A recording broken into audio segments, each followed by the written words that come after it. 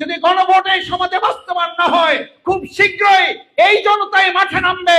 আমার ভোট দিয়েছিলাম যেখানে, সেখানে এই ভোট আবার ফিরে নিয়ে আসার জন্য আরেকটা নির্বাচন আমাদের আদায় করতে হবে। গণভোট কি শুধু জামাত ইসলামী চাইছিল ভোট? অন্য দলগুলো চাইছে না চায় নাই? চাইছে, শুধু চায় নাই, দয়া করে একটা ভোট দিয়েন। তো দয়া করে একটা ভোট নিয়েছি আমরা।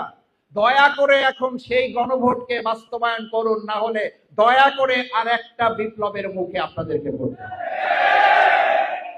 অনলাইনে আন্দোলন করেও নাকি এখন ট্রফি পাওয়া যায়। আগামী দিনের ফুটবল খেলা আর মাঠে আমাদের হবে না।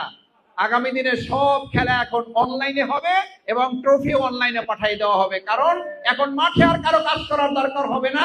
অনলাইনে ভক্তি দিয়ে যদি ট্রফি পাওয়া যায়, আগামী দিনে আর ফুটবল খেলা, ক্রিকেট খেলা মাঠে দেখার দরকার নেই।